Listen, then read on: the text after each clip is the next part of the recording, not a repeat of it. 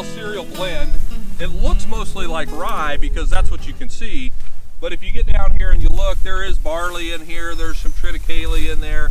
And so basically what it is we will, as we are cleaning our winter cereals, we'll take kind of what gets contaminated going from one to the other. We'll take what, some of the second cut type stuff. We may mix that together and make what we just call winter cereal blend. And we plant that on a lot of our own acres, but it's, most times it's 70 to 80% rye and triticale, and probably around 20% of the winter barley and the winter oats.